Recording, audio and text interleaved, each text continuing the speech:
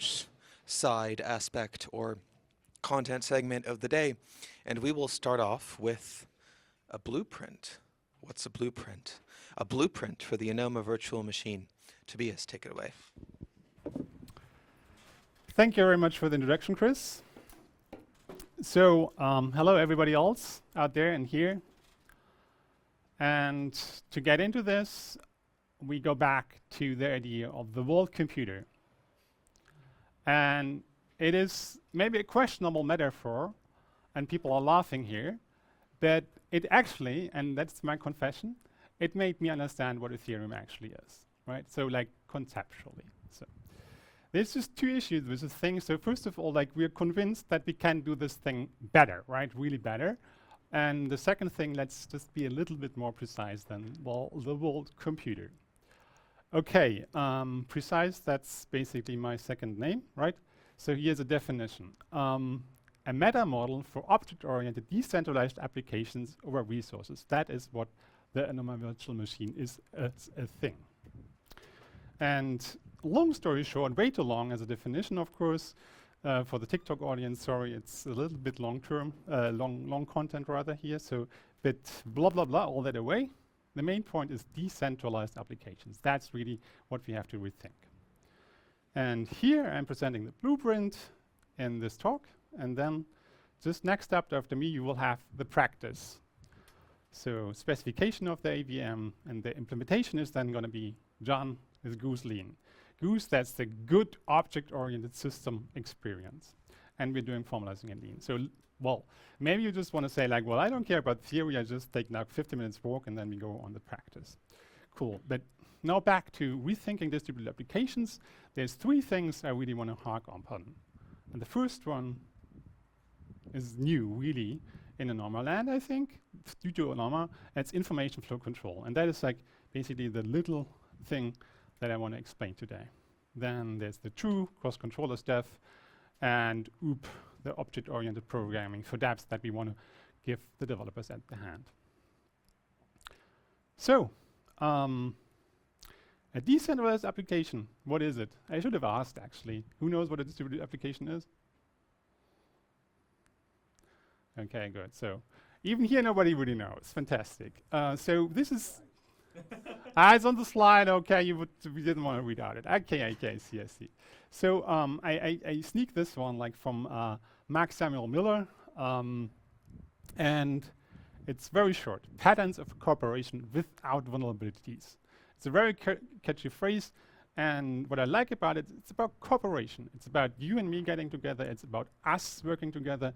It's about businesses working with other businesses. And it's really about getting people together. So then, we have distributed systems research going on at Helix. So we all love, or maybe not love, whatever, we all know Lampert, and he has an interesting definition of distributed systems that is inspiring this definition of decentralized applications. And basically, if there's somebody knowing their stuff and being a little bit mischievous, they will ruin your life. And here, I'm not exaggerating. So everybody knows the DAO, and that's kind of, you can see it both ways. It's on the one hand, it's like a sad story. On the other hand, it's a success story in getting to terms of the chaos out there. But if you go through Reddit news, I think most of that is not really fun because there's no coming back from those things often. So, in all seriousness now, this is what we absolutely have to not do. We want to have distributed applications that actually work. We don't want any vulnerabilities. End of story. No questions. Okay, and the one thing that I need there, I think, and that we can bring to the table is information flow control. And coming back to the idea that objects is what everything is driving, that is driving everything, let's start there. And that's a little bit more lighthearted. Okay, so objects, what are they?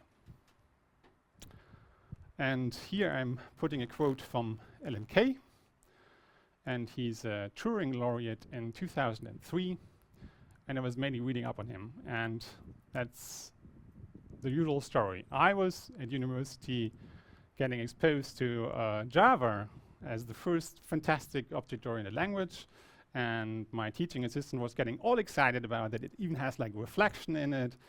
And of course, it was all about objects and Java and classes and writing stuff. And it was fun, but nobody told me this. Nobody. So it's about the messages.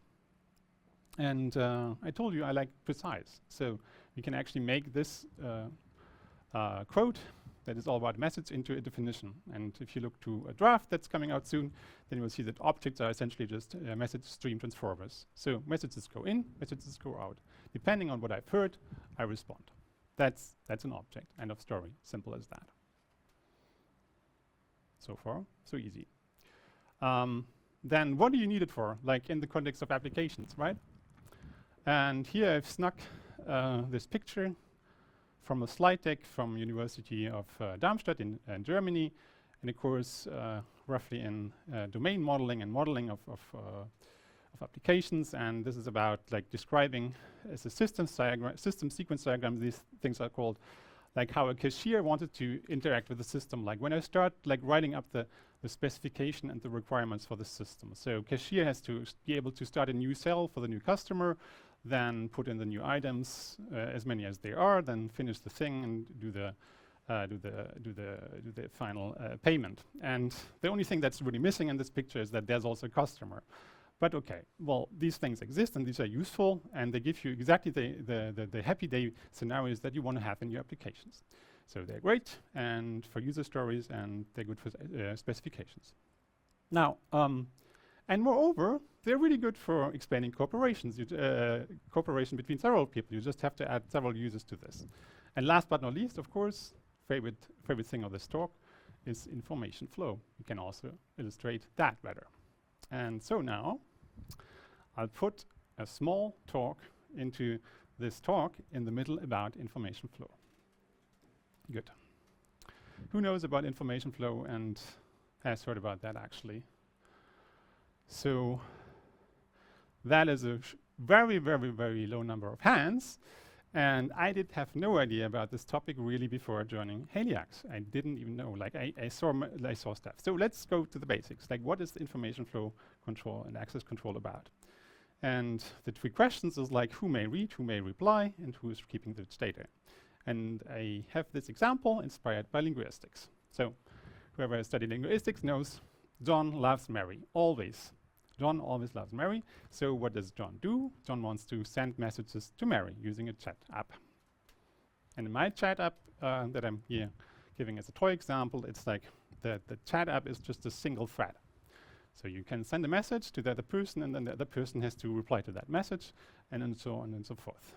And we answering the questions like who may read. Of course, the love letter to Mary should be probably readable by Mary, and probably nobody else. And probably also only Mary should reply, because like it would be awkward but if Charlie would reply to John, yeah, I love you too. And last but not least, like who's keeping which data and how long. So the messaging service should probably keep data so that Mary can read it, but at some point also dispose of it. Right. And then at some point, yeah, Mary actually responds, and they live happily until ever after, and it's a beautiful story. Right. Now, that is like the general pattern. And now I told you that I think it's important to be able to explain to people what's going on. So, and for this we have to go for like an actual implementation of this app. So digging one step deeper. And what I do is that the service, if you will, that is actually doing the implementation of the messaging app is based on essentially on a compare and swap register. If you have never heard of those, so a compare and swap register is like a box, and you can put something inside at creation, and whenever you want to exchange the content, you have to kind of first say like, well, I still know what's in there, and then you can put something new. And often that's used like when there's contention about like just several people interacting, so that we are sure that only that there's no conflicts. So in this case, for the messaging, it boils down to like, well, if you're supposed to reply to a message, then you have to know the message that you're actually replying to. Otherwise, you suddenly reply to the wrong message. So in this example, long story short, John is creating this thing, initial value 42, and then sends the love message to Mary. and then 42 is also sent as like knowing the previous value. And then what's going on inside is that something is going to happen in the compare and swap register. And under the hood, I implement then, I open up the box, what's going on there. It's like the message is going to go into the register. So I have the register, and it does also the check. 42, it's great. Yes, it was the previous value. So we should process this message actually. Going further, so moving on then to the information flow component, as I call it here for short, and then the message will be forwarded to John with the right encodings, with the right encryption and everything. Fantastic. So this is then good, right? So this is how the application is, how you would probably expect the thing to be implemented, and then if stuff is suitably encoded and encrypted, stuff is good. That was like very long for a very simple example. So where am I getting with this? So now, just assume for the purpose of argument, okay, and then it's getting that actually somebody else did a different implementation, where like they say, well, information flow, that's complicated, but like I know the system administrator and he really knows how to do this, so we just sneak in the implementation, actually there's one person that's doing the stuff. And well, this is a bit of far-fetched, but their applications were under the hood, there are people involved that actually will take care of your data. So, but for the simplified example here, like if John is not able to do it himself, like with technology, you might ask like a trusted person, and then John trusts the person, but maybe not. Maybe Mary does not trust the administrator, and so Mary will never answer, because how, John, could you ever trust the system admin? Like he's stupid, he doesn't know what to do. I don't trust, I don't answer in this app.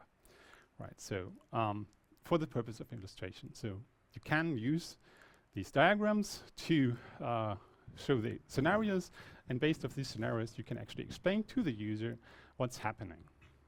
And that actually is also kind of a giveaway from this talk. I'm not talking too much technical here, like I want to highlight that we also have to think about the user of the applications and what they are what they have to be informed about, like either legally or just like for the sake of being like building trust in the application. They have to know about what information flows where, who do they actually trust implicitly, and where the data is actually stored, so that we don't accidentally lose our love letters. That is my information flow control slide, mini talk. Questions so far? Yes.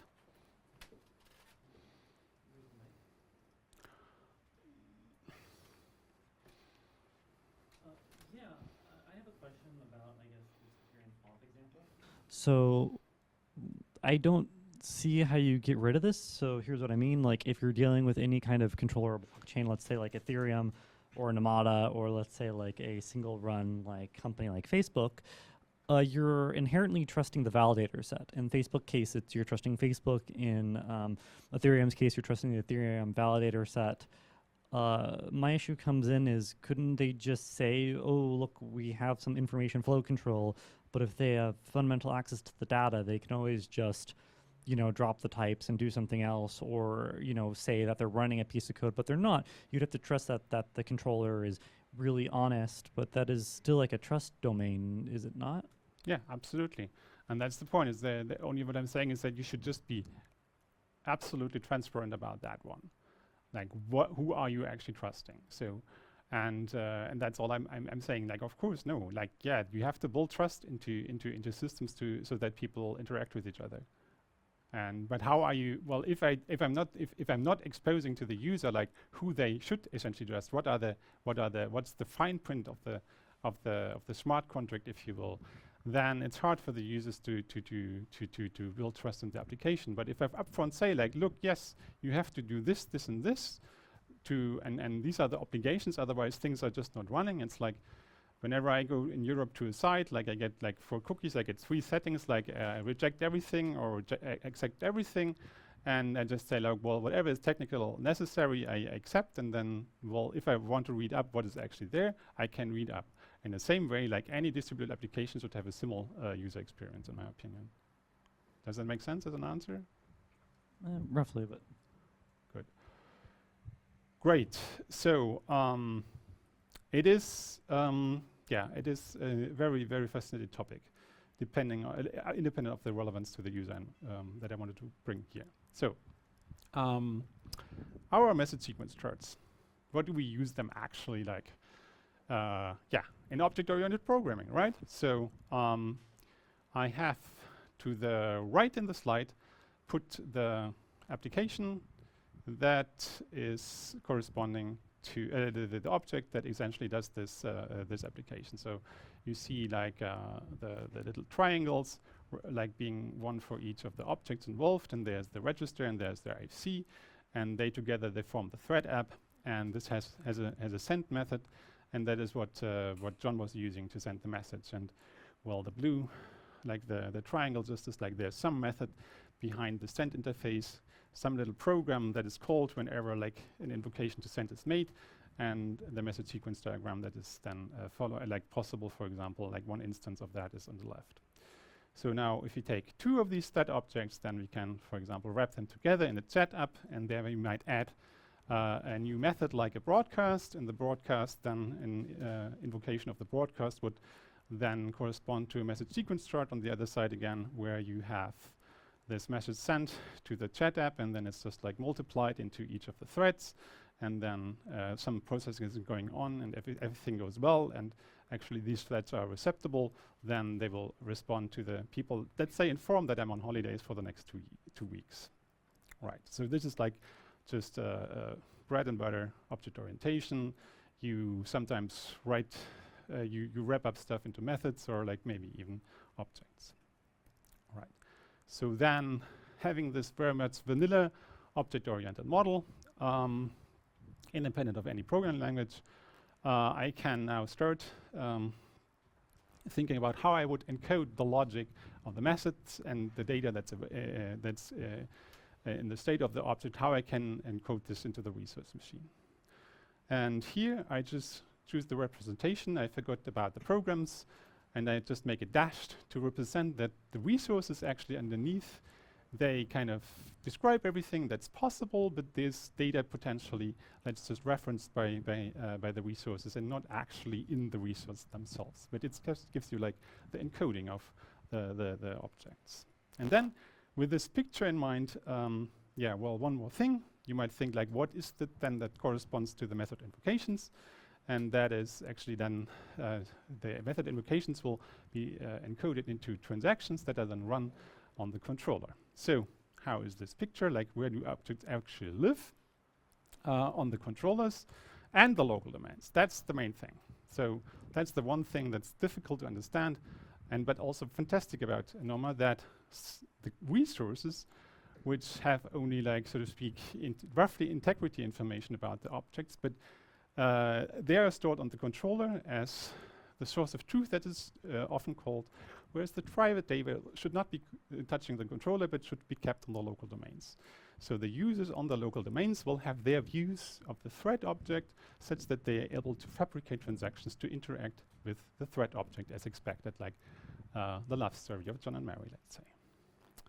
And now I'm running towards the end of the presentation. I'm well in time, that's fantastic. So I have now this last, if you have in your mind, the checkboxes was, I wanted to talk about information flow control.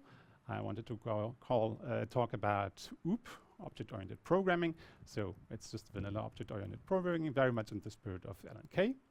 And last but not least, cross-controller action. So there's just one controller, so let's go one step further. So it could be now that we go into the land of distributed, decentralized applications where the resources are spread out over several controllers that are, in this case, underneath, let's say, a relay controller or something. And that is then already interesting.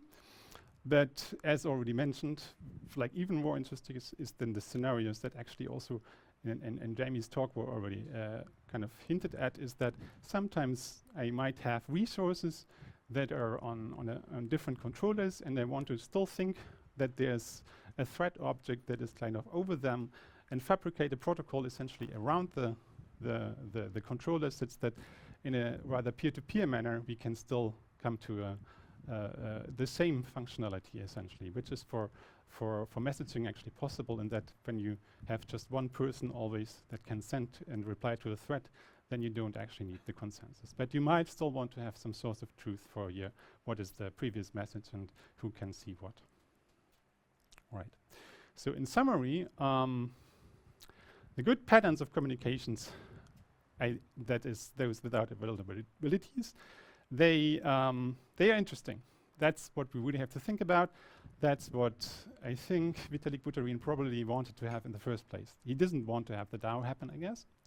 So, and the proposal is to, based off the object-oriented modeling, we can use that with all the repertoire that's already there, and we just essentially plug on top IFC, and that we use, let's say, work of Andrew Myers to derive the information flows, and moreover, based off message sequence diagrams, which we actually have been deriving from our executable specifications in the past, we can actually fabricate potentially telling pictures to the user what's happening in the applications. And that is like the user facing end. On the technological level, what we have is that it's possible to have our objects, the ground truth for objects essentially spread about different controllers. And if they are on the same controller, the method invocations just are transactions. And the interesting part is, of course, like how can we do the thing where potentially the encompassing controller is not there. To conclude, unless there are questions, are there already questions to this one? Okay. So everything clear, fantastic. So in conclusion, the object-oriented design of dApps with information flow control. That is the picture. So it's really about distributed applications. I showed you like the general framework, what OOP is, what information flow control is about, like the main three questions. Here I just gave you like the sketch of the blueprint in a sense, like the specification of what's actually then being implemented in Goose Lean, the good object-oriented system experience. And right, I'm happy that our comms team has put together this slide. So I think this is really like forward-facing into the future. We want to innovate the application layer, and information flow control is for security. The cross-controller domain is like anything interop is probably welcome in the space. And object-oriented programming, I mean, it's staple. Like every developer has it, and we want to provide this to the people. So please contact me on the forums out there, anomaresearch.net. Ask questions here, so that we can rethink distributed decentralized applications together.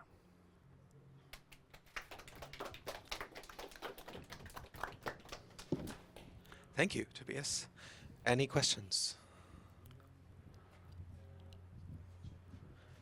Yes.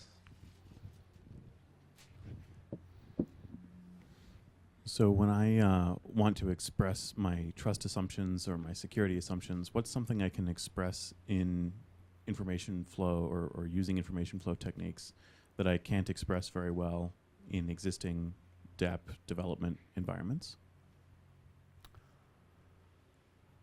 So that is an excellent question.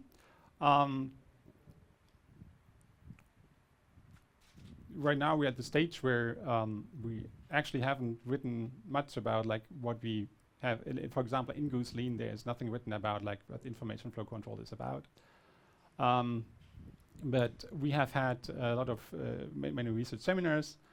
And in particular, what I would be interested in is to add support for like some kind of quantitative information flow. We're going into the direction of differential privacy, so that, for example, if you go and well, like have some conglomerate of data, especially like if you have like a pool and the pool size is a certain size, you might actually get into this business of like gauging like what, like putting your information into this pool of information, maybe adding some noise actually gives. But this is a far shot. This is just one of the many examples. So what I mainly, what I want actually mainly to actually do is to look closer at the existing frameworks for information flow control out there, and actually in the future versions of the Goose Lean to actually implement them, to implement them there and play around with them. So I'm sure there's improvement over what exists. I have to admit that I'm not quite sure how the present landscape is, but That's maybe a good point to start discussing with Michael about that as also, like, for example, like you have ideas? I mean, I don't know of any app development environments which implement declarative information flow control whatsoever. The most you could find is something like a Zeev KVM, which can make zero knowledge proofs. So there's some operational ability to disclose different data to different parties, but it's not information flow control in the research sense. Any other questions?